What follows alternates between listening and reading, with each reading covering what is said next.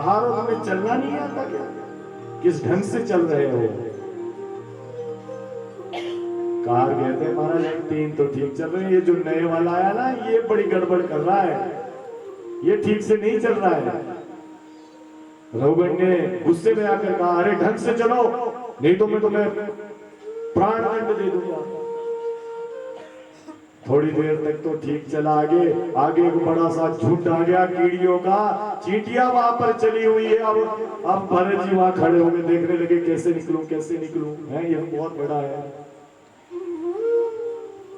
रघुगण कहता है चलो चलो चलो। अब जब चलने को बोला तो भरत जी ने एक छलांग लगाई, आगे निकल गए वहां से। और रघुगण जो है आज बड़े जोर से चीखा है क्योंकि बहुत जोर का झटका लगा, सारा सिर जो है उस पालकी में लगा है ऊपर। रघुगण जिनकी पालकी नीचे उतरी है और पालकी में से रघुगण निकला है, धुतकार रहा है बहुत बुरे तरीके से।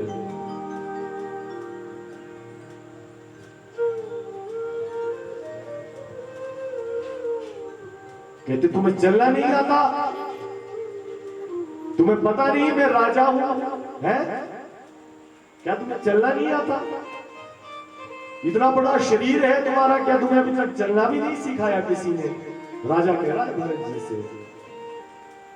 आज भरत जी के ना जाने मन में क्या आया है, आज जो सदैव चुप रहता है आज मुख से कहने लगा।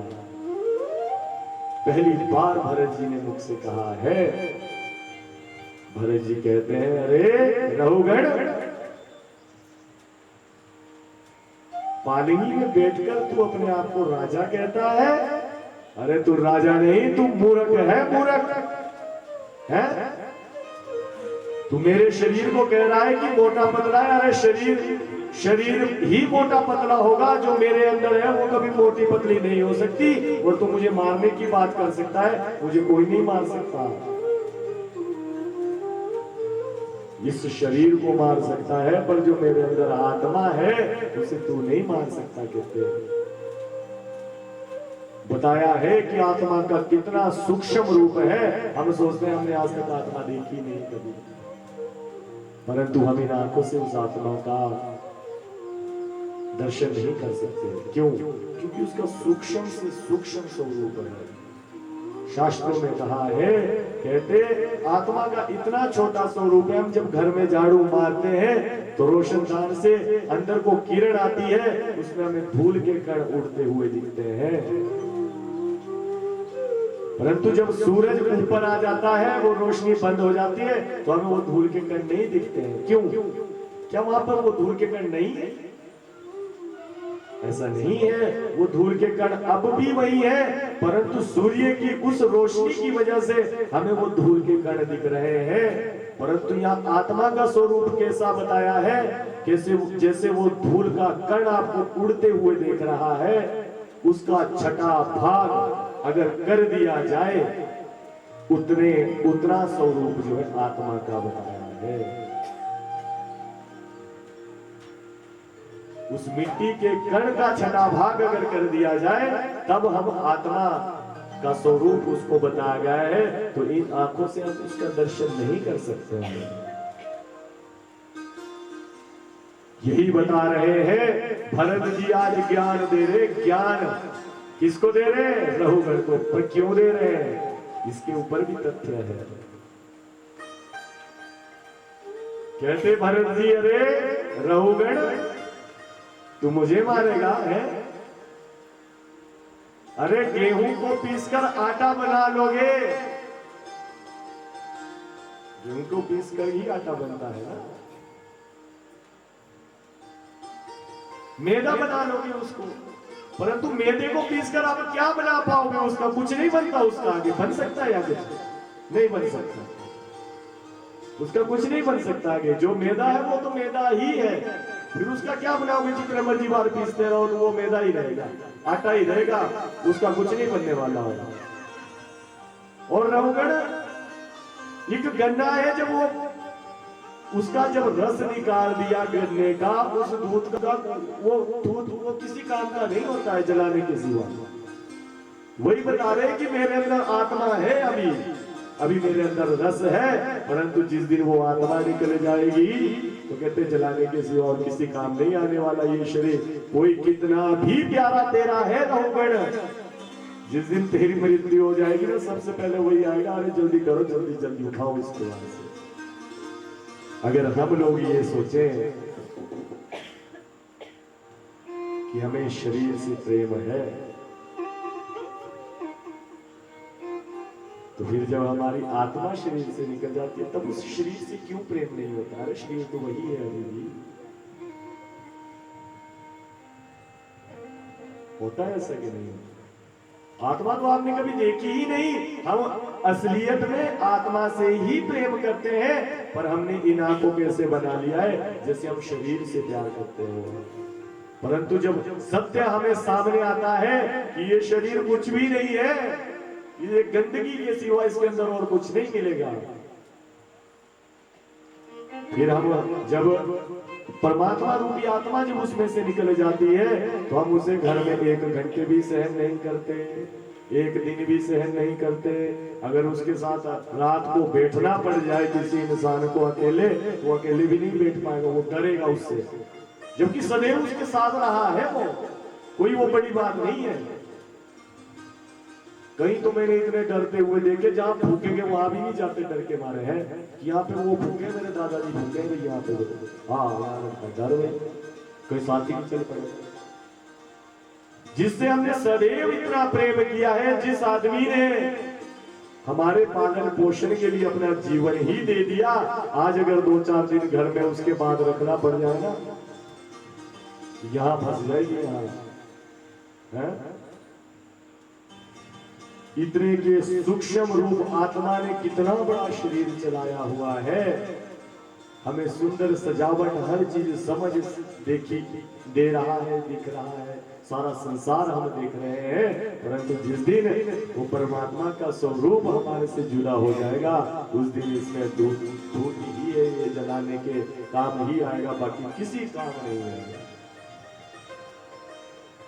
पशुओं की हड्डियां फिर भी काम आ जाती है, हमारी तो हड्डियां भी काम नहीं आती। जब फूल अस्थियां चुगने के लिए जाते हैं ना वहां पे, तो वो तो बस छोटी छोटी चुगना, ज्यादा बड़ी नहीं होनी चाहिए, छोटी छोटी लेना।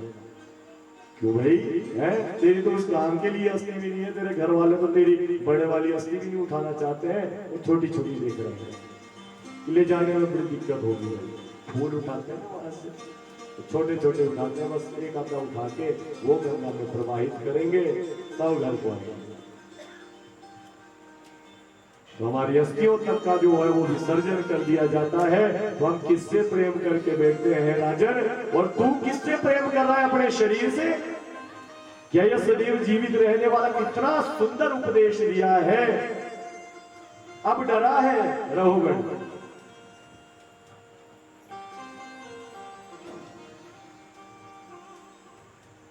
रहुगण कहता है महाराज आप हैं कौन, ये तो बता दीजिए, मुझे ऐसा लगता है कहीं ब्राह्मण तो नहीं है, मेरे गुरुदेव तो नहीं आ गए यहाँ पर, क्योंकि आपने जनेऊ धारण किया है। महाराज मुझे क्षमा कीजिए। अब रहुगण को याद रखा कि ये उपदेश कोई अन्य नहीं दे सकता, ऐसा लगता है कि साक्षात मेरे गुरुदेव कपिल देव जी आ गए हैं। कहते महाराज कहीं आप कपिल देव जी तो ही नहीं आ गए हैं, मैंने आपको कभी देखा नहीं है, इसलिए मैं भ्रमित हो गया हूं, आप कृपा करके अपना परिचय दीजिए। तो आज भरत जी परिचय कैसे दे रहे हैं रहुगण को? क्यों बोले हैं रहुगण से? नहीं तो आज तक तो कभी किसी से बोला ही नहीं, रहुगण से क्यों बोले? भरत जी कहते हैं अरे रहुगण तू मुझे नहीं जानता, परंतु मैं तुझे जानता हूं। रहुगण कहता है महाराज हम तो कभी मिले ही नहीं जीवन में, मैं तो पहली बार आपसे मिलन हो रहा है। कहते नहीं नहीं तू भूल गया है, परंतु मुझे याद है। क्या रिश्ता है इनका दोनों का, पता है किसी को? भरत जी कहते हैं अरे 3 जन्म पहले का समय है ये रहुगण, मैं राजा हुआ करता था, तेरे जैसा राजा था मैं भी, मेरी भी बड़ी बड़ी जगह विख्याति थी, ख्याति थी, विख्यात था मैं हर जगह, मुझे सब मानते थे, भरत नाम था मेरा। गंडकी नदी पर मैंने तपस्या की और वहां पर जो है मृग शावक से मेरा प्रेम जुड़ गया। वो मृग शावक और कोई नहीं था, वो रहुगण तू था मृग शावक। तू माया रूपी बनकर मेरे जीवन में आया, तूने राजा का संग कर लिया, इसलिए आज तू राजा बना हुआ है। और मैंने तेरा संग किया था हिरण का, इसलिए मुझे हिरण की गति प्राप्त हुई। तो इसलिए मैं तो तुझे 3 जन्मों से जानता हूं, ये जन्म नहीं है कि मैं इसी जन्म से जान रहा हूं तुझे है। तू हिरण था, मैं राजा था, आज तू राजा बना हुआ है। तूने मेरा संग किया, तू मेरे जैसा बना, मैंने तेरा संग किया, मैं तेरे जैसा बना। व्यथा बता रहे हैं, आज मैं इसीलिए समझा रहा हूं राजन, अभी भी समझ जा। अगर उसको पाना चाहता है तो छोड़ दे, त्याग कर दे इन सब चीजों का, छोड़ दे ये राज्यपाल, मोह माया का त्याग करके भगवान का भजन कर। ऐसा ना हो, ये भरत जी कह रहे हैं शुक्र है तू शुक्र रूप में, उसमें हिरण के रूप में आया। कहीं अगर कुत्ते के रूप में मेरे साथ आ गया होता ना तो मेरा जन्म क्या बढ़ना था, कुत्ता बनना है। ये कह रहे हैं भरत जी, जैसा करो संग वैसा होगा रंग। आजकल हमारे हिंदुस्तान को भी ये लग गया बेरंग है कि कुत्तों को पालना सीख लिया है। बढ़िया बढ़िया वैरायटी लेके आते हैं हमारे, बढ़िया बढ़िया है। मेरे को तो नाम भी नहीं आते कौन कौन सी वैरायटी है। गौओं को बाहर निकाल दिया गया, कुत्तों को खरीद खरीद के अंदर लेके आ रहे हैं, और बाहर गेट में लिखा हुआ कुत्तों से सावधान, अंदर कुत्ते रहते हैं। ऐसे से बड़े बड़े गेट में लिखा हुआ होता है, बड़े बड़े आदमी होते हैं ना, आज शहरों में जाना कभी नीचे, वहां पे कुत्तों से सावधान है। हद हो गई है इंसान को, जहां गौ पालन होना चाहिए था वहां पर कुत्तों का पालन किया जा रहा है। हम कुत्ते का संग सदैव कर रहे हैं, उसको इतना प्रेम कर रहे हैं। इतने अच्छे अच्छे बिस्किट स्पेशल नाम के होते हैं, कुत्तों के बिस्किट भी बने हुए जो उनके लिए आएंगे। गाय के लिए हम चारा तक नहीं दे सकते, और विदेशों से हम वो बिस्किट अपने कुत्तों के लिए मंगा रहे हैं।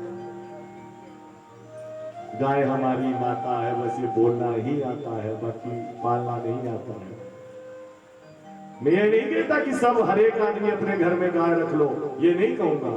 सबकी अपनी अपनी व्यवस्था है, परंतु जीवन में घर में एक गुल्लक लगा लो, जिसमें गौ माता के नाम का थोड़ा दान उसमें डाल दिया करो। और जब उसमें थोड़े पैसे इकट्ठे हो जाए तो कहीं से खरीदा, किसी से खरीद के गौ माता को चारा खिला दो। इतना तो कर सकता है इंसान, उससे हमारे कई पाप जो है वो नष्ट हो गए। कहीं गौ माता दिखती है, डंडे से मत पीटो, परंतु ये सब आदमी नहीं कर पा रहा है। अब तो कुत्ते का संग कर रहा है, मॉर्निंग वॉक और इवनिंग वॉक सिर्फ उसी के साथ चली है। और सोच लो कि आगे जाकर क्या होगा, किसके साथ इवनिंग होगी और वॉक किसके साथ होगा। मैं ये भी नहीं कहता कि कुत्तों को नहीं पालना चाहिए, ये नहीं बोल रहा हूं, मेरा मतलब ये नहीं है। नहीं, पालो, कुत्तों को भी पालो, तो उसका जहां तक धर्म है उसको वहां तक रखो, जहां तक आपका धर्म बोलता है। कुत्ते कभी घर के अंदर नहीं आना चाहिए, क्योंकि उसके लिए अलग से स्थान बनाओ। हमारे तो कुत्ते भी ऐसे हो गए, बेड भी उसके लिए वहीं पे होगा, भाई वहीं सोएगा मेरे साथ में। और वो कुत्ता भी इतना समझदार है, वो सोता है उसके सिवा कहीं नहीं है, वो भी वहीं सोएगा बढ़िया एसी वाले रूम में है। शायद अगर ये प्रेम हमारा गौ माता से हो जाता तो नर्क में कोई नहीं जाता। गौ माता साक्षात स्वरूप में खड़ी होकर जो है, नर्क से आपको अगर नर्क में भी जाना होता होगा तो भी आपको गौ माता का इतना आशीर्वाद मिलता कि आपको स्वर्ग की प्राप्ति हो जाती है। वह तरणी नदी जब प्राप्त करनी पड़ती है तो वहां पर गौ माता ही काम आती है, उसी की पूंछ पकड़नी पड़ती है। वहां कुत्ते बिल्ले की पूंछ पकड़ के पार नहीं हुआ जा सकता। गौ माता तब आएगी अगर आपने कभी गौ की सेवा की।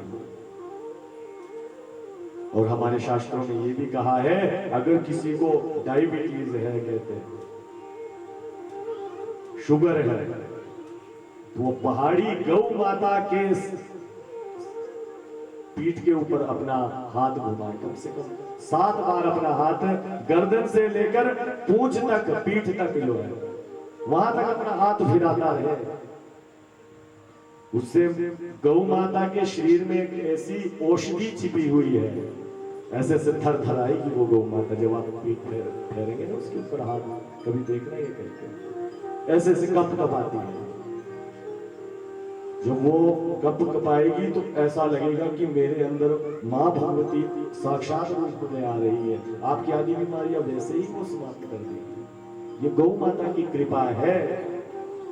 और जीवन में जिसके घर में गौ माता बंधी हुई होगी वो अगर ध्यान से देखे तो वो हर एक जो आपके घर में अगर कुछ बुरा होने वाला है वो गौ माता पहले ही आपको बता देगी। अगर गौ माता की आंख में चिपड़ आ रहा है, सफेद सफेद अगर गौ माता की आ रहा है तो समझो घर में कोई दुख आने वाला है, कोई बीमारी घर में लगने वाली है। ये पहले ही गौ माता दृष्टांत दे देती है। तो इसलिए खूब उस गौ माता की सेवा करें तब तक, जब तक कि उसकी आंखों से वो चिपड़ खत्म ना हो जाए तब तक वो जो है गौ माता की इतनी सेवा करे कि वो उसकी आंखें साफ हो जाए। जिस दिन आंखें साफ हो जाएगी समझो अब बीमारी टल गई, अब कोई बीमारी नहीं होगी घर में। ये गौ माता की कृपा है। और जिस दिन माँ गौ माता की आंखों से अश्रुपात हो उस दिन समझ लेना अब घर में किसी की मृत्यु होने वाली है। जब गौ माता की आंखों से अश्रुपात हो, रोने लगे गौ माता, और ये उसी के लिए होगा जिसने गौ बांधी होगी घर में।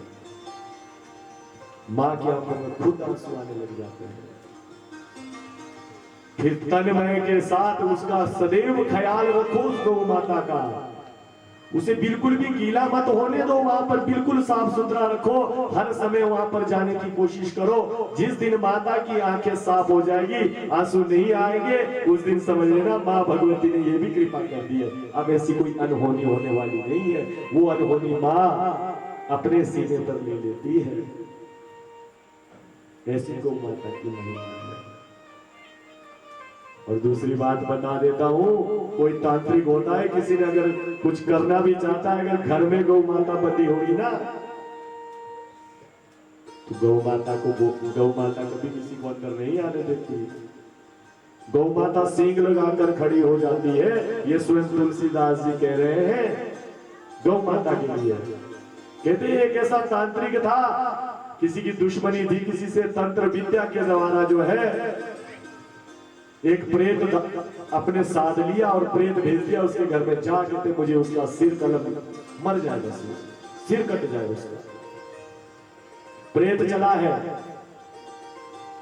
जैसे ही चला आगे गौ माता कहते बंधी हुई थी। गौ माता ने जैसे ही प्रेत को देखा सींग दोनों ऐसे आगे को कर दिए, और जब सींग आगे को कर दिए तो वो प्रेत डर गया। उसने कहा हे गौ माता, हाथ जोड़कर कहता है हे गौ माता मुझे अंदर जाने दे, मेरे मालिक ने भेजा है कि उसको मारने के लिए मुझे भेजा है मेरे मालिक ने। गौ माता कहती है अरे अगर तू अपने मालिक का कहना मानता है तो जो अंदर है ना वो मेरा मालिक है, वो मुझे खाना देता है, मुझे चारा देता है, मुझे पानी पिलाता है। फिर वो नहीं देगा तो मैं तो दर दर की ठोकरें खाऊंगी, मुझे कौन देखेगा। कि गौ माता कह रही है उस प्रेत से, लेकिन मैं तुझे अंदर नहीं जाने दूंगी, अगर तू अंदर गया तो मैं तेरा पेट फाड़ दूंगी यहीं पर। फिर प्रेत कहता है अरे गौ माता ऐसा मत कर, अगर मैं ऐसे ही वापस खाली चला गया तो मुझे मेरा मालिक मार डालेगा। गौ माता कहती है अच्छा अगर ये बात है तो ऐसा कर, मेरे अंदर जितने रोम हैं तू उनको गिन ले, उनको गिनने के बाद मुझे बता दे, फिर तू अंदर जा सकता है। अब गौ माता के अंदर कितने रोम हैं? 33 कोटि 33 करोड़ जो है गौ माता के भेदों के रोम बताए गए हैं। कहते वो प्रेत रात भर उनको गिनता रहा, 1-2 लाख गिन पाया, उतने में सवेर हो गई। अब सवेर में इनकी शक्ति जो है वो खत्म हो जाती है, वो वापिस चला गया और गौ माता जो है वहीं पर अपने मालिक के साथ अच्छे से रह रही है। तो ऐसी महिमा है गौ माता की, इसलिए गौ माता को कभी भी अपने से दूर ना करना। तभी तो कहते हैं जब गाय नहीं होगी गोपाल कहाँ होगा। हम सब इस दुनिया में खुशहाल कहाँ होंगे। अरे मेरे गोपाल जी ने गौओं को चलाया है, गौ माता की सेवा की है, इसीलिए तो उनका नाम गोपाल पड़ा है। हम भगवान को तो मानते हैं पर गौ माता को नहीं मान रहे, इसलिए सदैव याद रखें हम लोगों ने इतनी गाय सड़कों पर छोड़ दी है कि आज वो उनको आवारा कहकर पुकारा जाता है। परंतु एक बात याद रखना, अगर आपकी कोई माँ को आवारा बोले तो आपको कैसा लगेगा? है वो भी तो हमारी माँ है, वो हमारे माँ से भी बढ़कर है। क्यों? क्योंकि माँ का दूध तो हमने सिर्फ 4 वर्ष तक पिया है, 5 वर्ष तक पिया है, पर इस गौ माता ने तो हमें इतना तक दिया है कि हम एक थन भी बड़ी मुश्किल से उसके बच्चे के लिए छोड़ते हैं, बाकी सारा निकाल के हम खुद पीते हैं। उसने हमारे पूरे परिवार का पालन किया है, आज उसको हम आवारा कहकर पुकारते हैं। ये आवारा गाय है, इसको निकालो। माँ कभी आवारा नहीं हो सकती। हम लोग आवारा है जिसने माँ को ऐसे छोड़ दिया है, हमारा कोई नहीं है। फिर आज माँ गौ माता दर दर की ठोकरें खा रही है, हम लोगों की गलती है। हमने क्या किया? जब तक वो दूध दे रही थी हमने खूब ठाठ से किया, जब बूढ़ी हो गई तो उसे निकाल दिया है।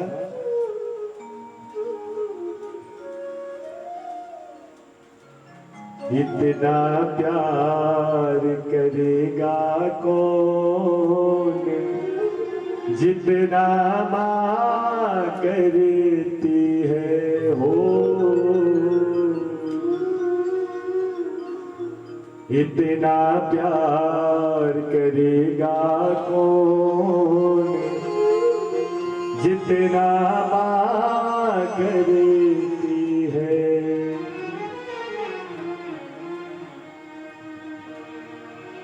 बेटा जब परदेस को जाए सब ही कहे कुछ लेकर आए, बहना कहे कुछ लेकर आए, भाई कहे कुछ लेकर आए। हर एक इंसान कहता है कुछ ना कुछ लेके आए, मैं जब बाहर गया है। सिर्फ एक माँ ही होती है जो कहती है मुझे कुछ नहीं चाहिए, बेटा मेरा बेटा जो है बस वो वापिस आ जाए, सुरक्षित आ जाए, अच्छे से घर पहुंच जाए, बस मुझे यही चाहिए, मुझे और कुछ नहीं चाहिए।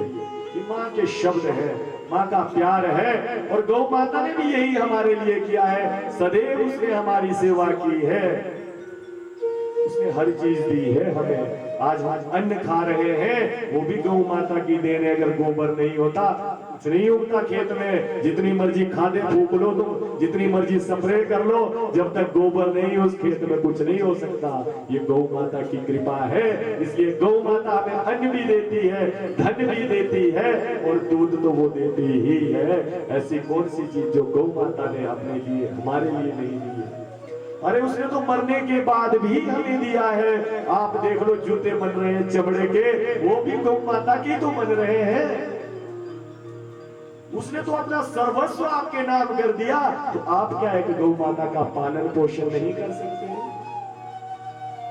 घर में पाल सकते हो तो पालो, अगर नहीं पाल सकते तो गौशाला में किसी गौ को, या सड़क पे आपको दिख रही है उसको, एक गौ माता को गौशाला में छोड़कर आओ। गौशाला वाला उससे कहो कि महाराज इस गाय का, इस गौ माता का पालन पोषण सारे जीवन भर तक मैं करूंगा, जितना का खाएगा, कितना खा लेगी गौ माता घास है, मैं करूंगा इसका, बस इसको यहाँ पर रख लो। तो गौशाला वाले भी मना नहीं करेंगे। तो एक गाय का संकल्प जरूर लेना जीवन में कि एक गाय हम जरूर पालेंगे। घर में व्यवस्था बन सके तो घर में, अगर घर में नहीं बने तो गौशाला में। सदैव याद रखें गौ माता ने बहुत कुछ दिया है। इससे बढ़कर और कुछ नहीं हो सकता।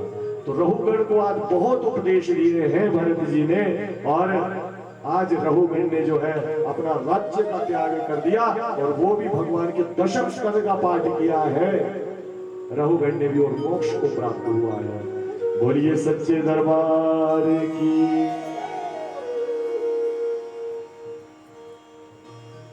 उसके बाद जो है छोटा सा आख्यान आता है अजामिल का। आप सभी ने बड़े सुंदर भाव से सुना है अजामिल का प्रसंग। संत घर में आते हैं, अजामिल की पत्नी जो है वो वेश्या है, उससे उसने प्रेम विवाह किया है। तो घर में जब संत आए हैं, संत ने बोला भूख लगी है देवी, कुछ खाने को दे दो। तो आज वो घबरा गए, कहते महाराज मैं आपको कुछ नहीं दे सकती। क्यों? क्योंकि मैं इस योग्य नहीं हूँ। संतों ने कहा हम संत हैं, हम स्वपाकी है, हम खुद बनाएंगे खुद खाएंगे, तुम बस हमें सुखान दे दो। तो उस देवी ने जो है सुखान संतों को दिया है। और संत भोजन करने के बाद कहने लगे, कहते हैं देवी हम संत हैं, हमने तेरे घर का अन्न खाया है, ला दक्षिणा दे। तू जानती है तू ब्राह्मण के घर में, अजामिल ब्राह्मण था। उतने में अजामिल भी आ जाता है, चोरी डकारी करता है अजामिल, क्योंकि वेश्या का संग किया है। जैसा करोगे संग वैसा होगा रंग। अजामिल ने कहा, कहते महाराज शुक्र मानो कि आपको इसने खाना दे दिया है, अन्न दे दिया। अगर मैं होता तो लाठी देता और नहीं देता कुछ नहीं, लाठी से मार मार कर भगाता यहाँ से। एक संत कहने लगा, अरे अजामिल तू ब्राह्मण होकर ऐसी बात करता है? तो सब जानता है कि संतों को जिसको अन्न खिलाया जाता है वो यज्ञ हो जाता है, और यज्ञ के बाद अगर दक्षिणा ना दी जाए तो वो यज्ञ नहीं रहता, वो निष्फल हो जाता है। इसीलिए कहते हैं कि यज्ञ के बाद ब्राह्मण को तुरंत दक्षिणा देनी चाहिए, तभी उस यज्ञ का फल मिलता है। बोलिए सच्चे दरबार की। और एक दूसरी बात सदैव याद रखे, जब भी कभी घर में यज्ञ करवाओ तो यज्ञ की दक्षिणा अच्छी होनी चाहिए। कैसे अच्छी होनी चाहिए? कहते हैं अगर आपकी पत्नी हृष्ट पुष्ट है तो आपकी संतान भी जो है वो अच्छी होगी पैदा है।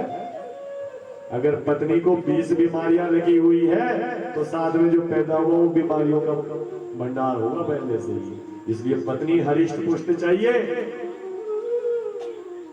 और यज्ञ की जो पत्नी है उसका नाम क्या है? दक्षिणा, है ना? तो यज्ञ की पत्नी अगर अच्छी होगी, सुंदर होगी, जिस तरह का कार्य है उस तरह की अगर ब्राह्मणों को दक्षिणा दी जाएगी तो अब जो पुत्र रूपी फल होगा वो भी अच्छा होगा, है ना? तभी ब्राह्मण आशीर्वाद देंगे। अगर ब्राह्मण ही खुश ना हो पाए तो वो यज्ञ व्यर्थ हो जाता है। इसलिए पहले से ही सोच समझ कर जो है वो यज्ञ करना चाहिए।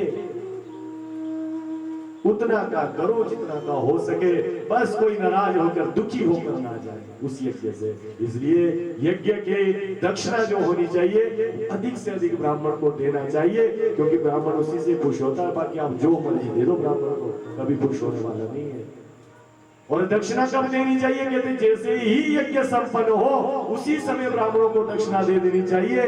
अगर ब्राह्मण को आपने 1 घंटा भी लेट कर दिया दक्षिणा के लिए तो कहते फिर आपको 2 गुनी दक्षिणा उसकी देनी पड़ेगी, तब कहीं जाकर आपको वो फल मिलेगा।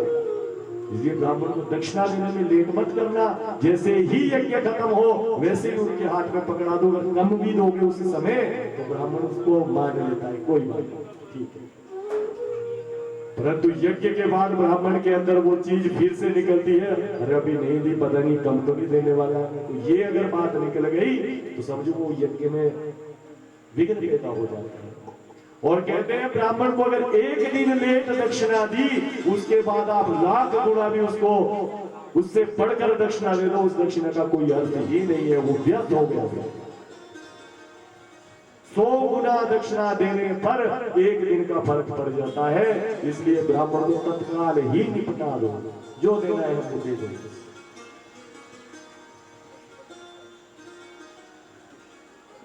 और कथा में जब हम लोग आते हैं, बैठते हैं, आपके अच्छा यहाँ पर तो बहुत अच्छा रिवाज है कि आदमी सार अपनी जगह पर बैठ जाते हैं। नीचे पंजाब में तो ये हाल होता है कि बस जो भी आया हुआ चला हुआ बस एक दूसरे को धक्के देते सबसे पहले आगे पहुंचेगा।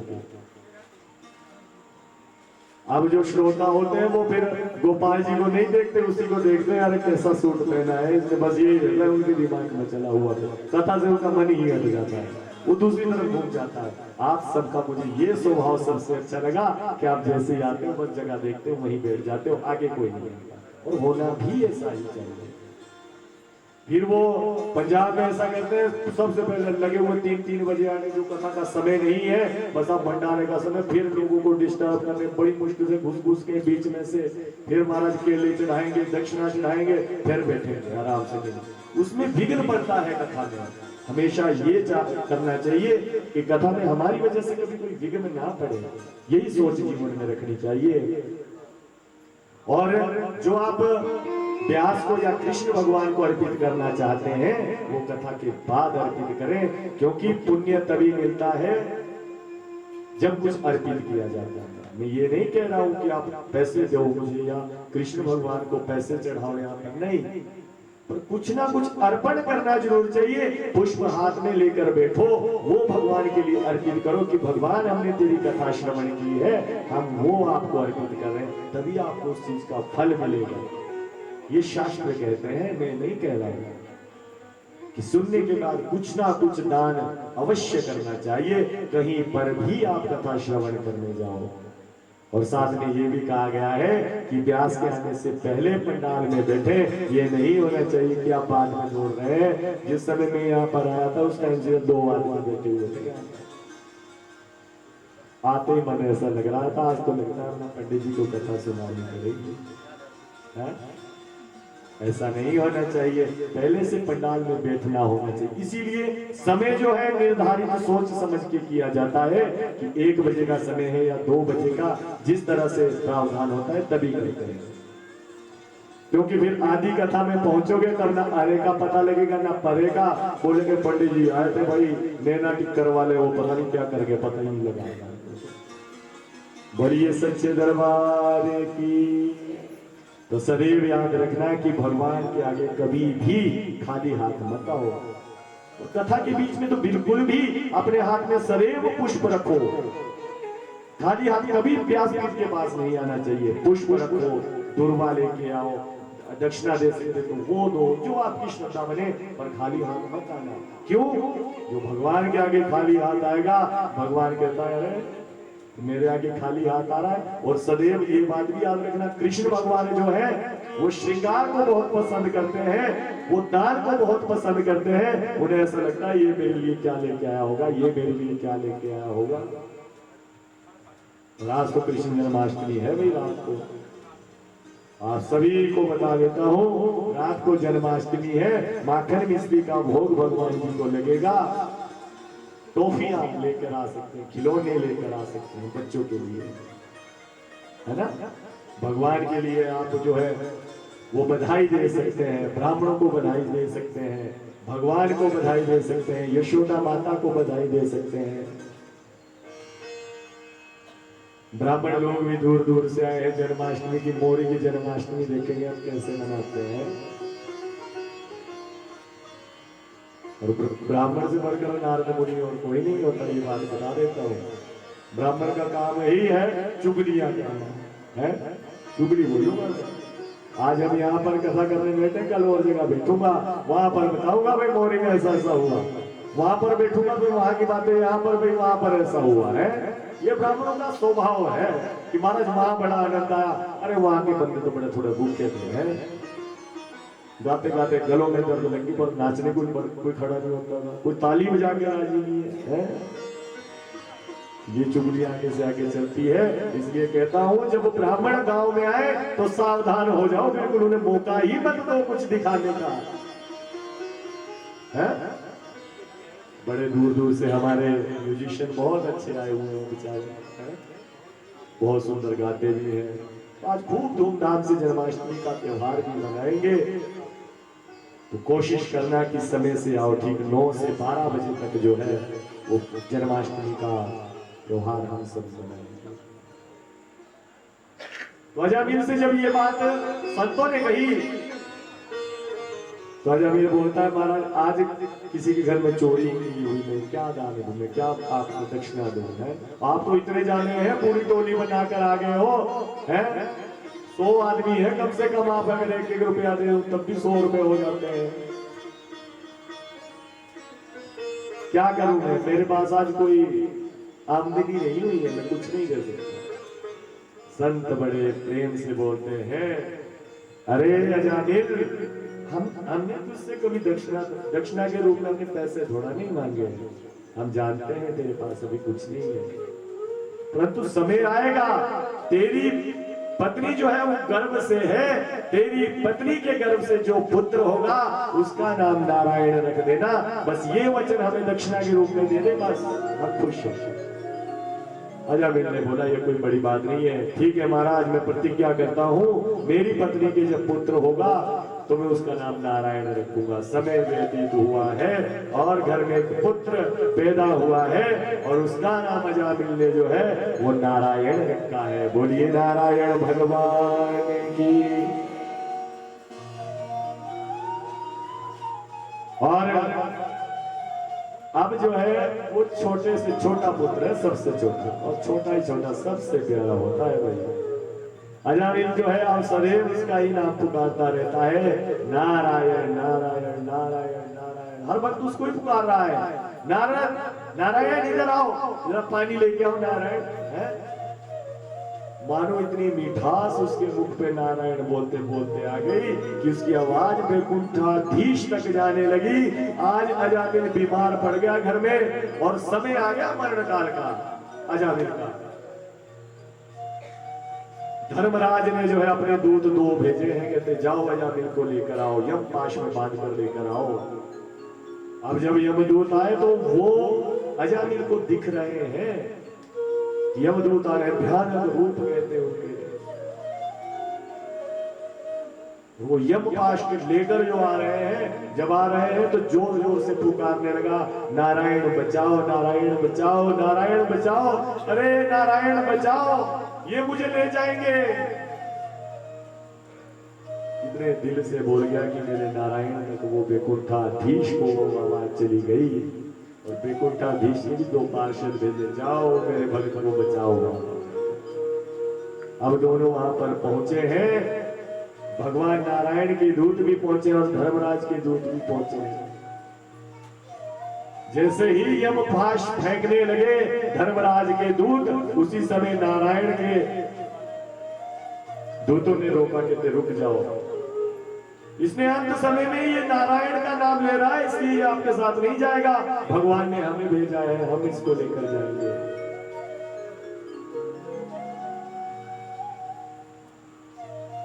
ये सारा दृश्य कौन देख रहा है? अजामिल देख रहा है। कहते इसका समय नहीं आया है अभी, नारायण के दूत वो कह रहे हैं इसका समय नहीं आया है, आप इसे नहीं ले जा सकते। दूत कहते हैं, अरे प्रभु के पार्षदों, आपको नहीं पता है, ये कोई भगवान नारायण हमारे प्रभु का नाम नहीं ले रहा है, ये बेटे का नाम ले रहा है अपने, इसे कैसे तुम गति दे रहे हो? ये तुम नहीं जानते, बहुत चतुर है, इसने जीवन भर पाप ही पाप किया है, चोरी डकैतियां की है इसने, तो ये तो नरक का अधिकारी है।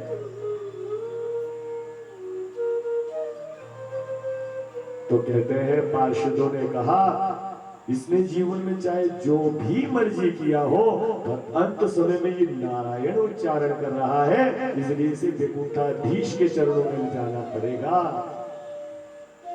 मैंने कहा ना कि जैसा करोगे संग वैसा होगा, जैसा पियो पानी वैसी होए पानी, जैसा करो संग वैसा होगा। बोल बोल के ही भगवान को प्रसन्न कर लिया नारायण नारायण। इसलिए कहता हूं अपने बच्चों का नाम सदैव भगवान से मिला हुआ रहना चाहिए, तभी भगवान की प्राप्ति होगी। ऐसा ऐसा नाम है मेरे प्रभु का।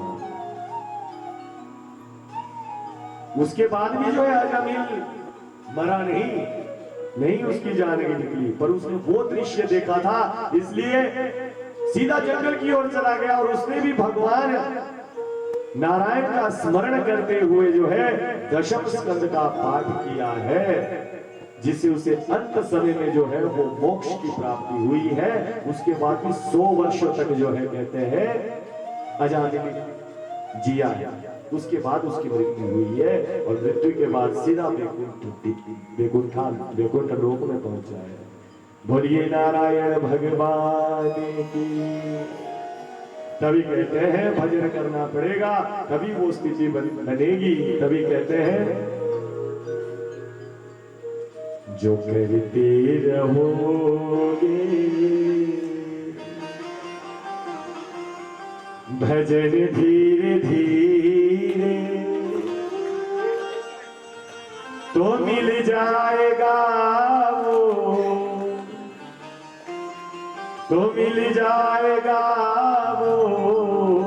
सजन धीरे धीरे।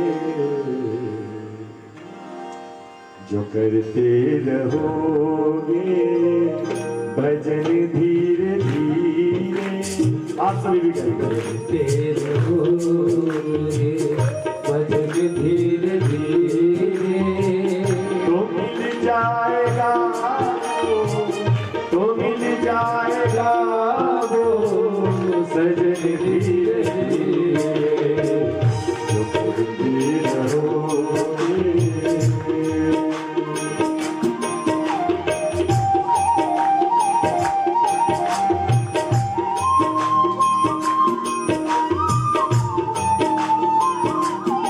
सभी भाव से जीवन जीने के लिए बताया है। सदैव धीरे धीरे भगवान का भजन करते रहे, मन लगना अपने आप ही शुरू हो जाएगा।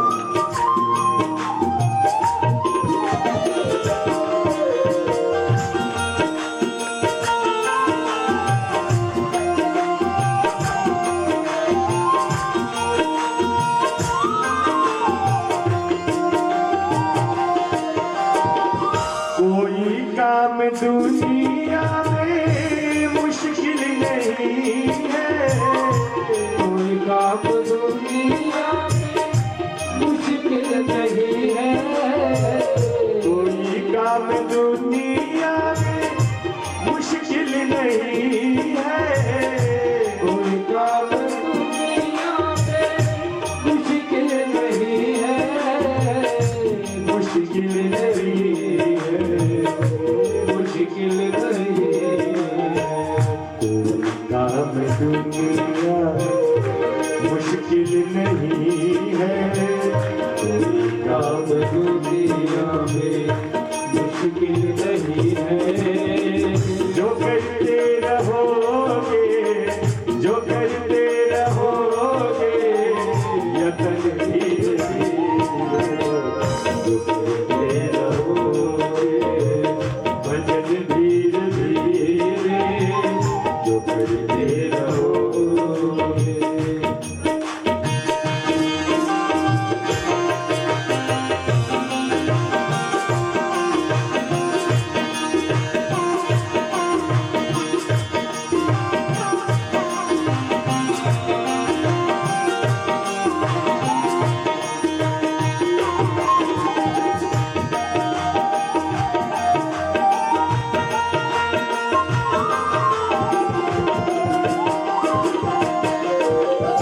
अगर उनसे मिलने की मन में तमन्ना, उनसे मिलने की दिल में तमन्ना, अगर उनसे मिलने की दिल में तमन्ना, उनसे मिलने की दिल में तमन्ना, दिल में तमन्ना, दिल में तमन्ना।